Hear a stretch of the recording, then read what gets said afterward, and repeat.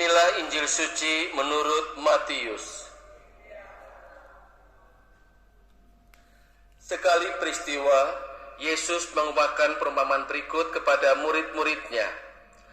Hal kerajaan surga itu seperti seorang tuan rumah yang pagi-pagi benar keluar mencari pekerja untuk kebun anggurnya.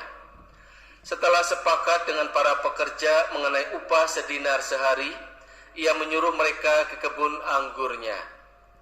Kira-kira pukul 9 pagi, ia keluar pula, dan dilihatnya ada orang-orang lain menganggur di pasar.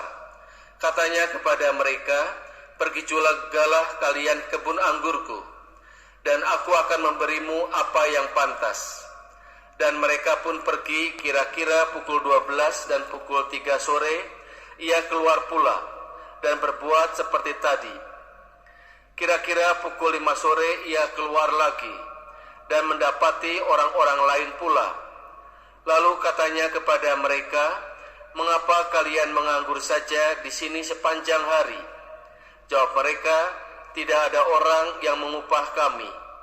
Kata orang itu, "Pergilah kalian juga ke kebun anggurku." Ketika hari sudah malam, berkatalah tuan itu kepada mandornya, "Panggillah sekalian pekerja dan bayarlah upahnya, mulai dari yang masuk terakhir sampai kepada yang masuk terdahulu." Maka datanglah mereka yang mulai bekerja kira-kira pukul 5 sore, dan mereka masing-masing menerima 1 dinar. Kemudian datanglah mereka yang masuk terdahulu.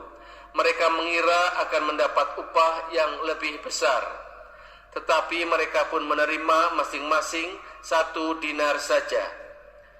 Ketika menerimanya, mereka bersungut-sungut kepada tuan itu. Katanya, "Mereka yang masuk paling akhir ini hanya bekerja 1 jam, dan engkau menyamakan mereka dengan kami yang sehari suntuk bekerja berat dan menanggung panas terik matahari."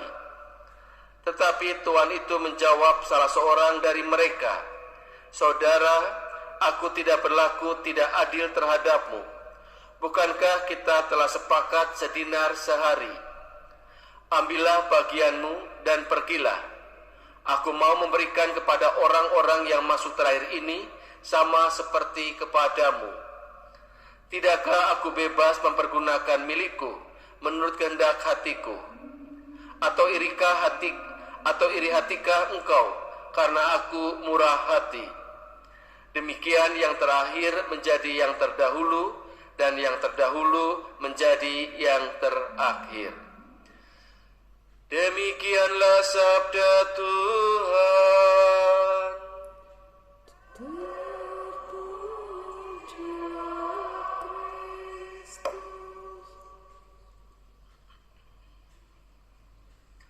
Saudara-saudari yang terkasih, kalau kita menanggapi kisah perumpamaan yang baru saja kita dengarkan, apa tanggapan kita? Dikisahkan dalam Injil hari ini ada tuan tanah yang kaya. Ia ingin berjalan pagi-pagi benar. Pagi-pagi benar kira-kira jam 5. Lalu dia bertemu dengan orang dan dia menyuruh untuk bekerja di kebun anggur. Sepakat 1 dinar sehari. Ada 5 kelompok. Yang pertama adalah kelompok yang pagi-pagi benar. Kita hitung aja jam 6 pagi. Kelompok yang kedua jam 9 pagi. Kelompok yang ketiga jam 12 siang. Kelompok yang keempat jam 3 petang.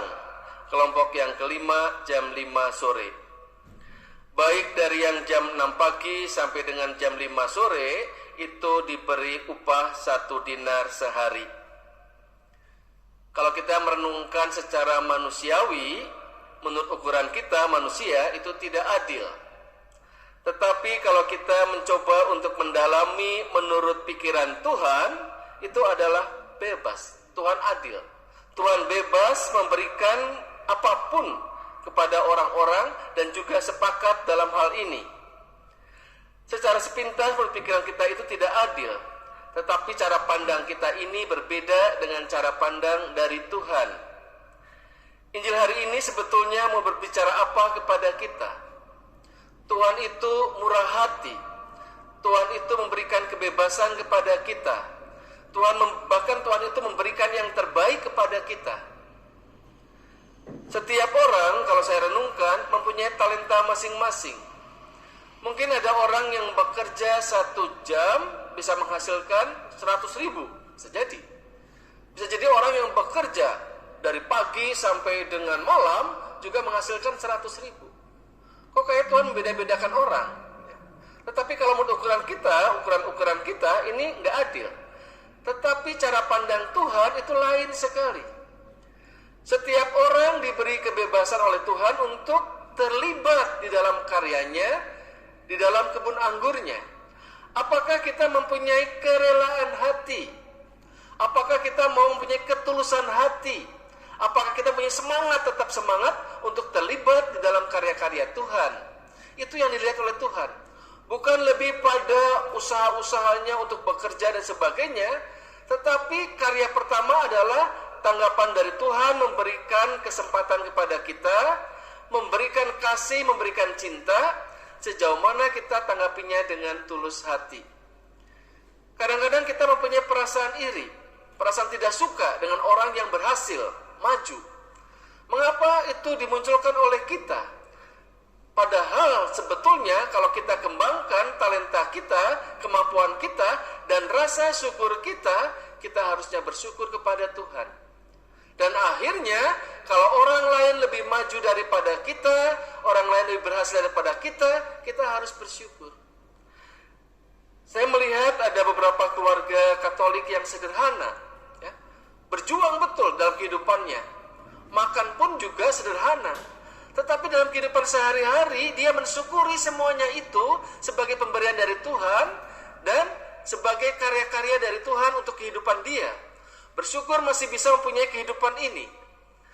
Tetapi ada orang yang berkelimpahan harta dan sebagainya, tetapi kurang mensyukuri. Bahkan merasa iri kalau orang lain juga lebih hebat daripada kita, padahal kayaknya sudah banyak. Sehingga hari ini mari kita minta kepada Tuhan pada hari ini, Tuhan ajarilah kami untuk mengerti Engkau lebih jelas, untuk mencintaimu lebih dalam, untuk mengikutimu lebih baik, sehingga kehidupan kita ini sebetulnya nyaman, damai kalau kita memahami rencana Tuhan. Dan rencana Tuhan selalu indah bagi kita. Rencana Tuhan selalu baik bagi kita. Hanya seringkali ada roh-roh jahat yang mengganggu pikiran kita, maka kita punya perasaan iri, tidak suka dan sebagainya. Kita kembalikan lagi pikiran kita, hati kita untuk melihat rencana Tuhan, dan rencana Tuhan selalu baik bagi kita.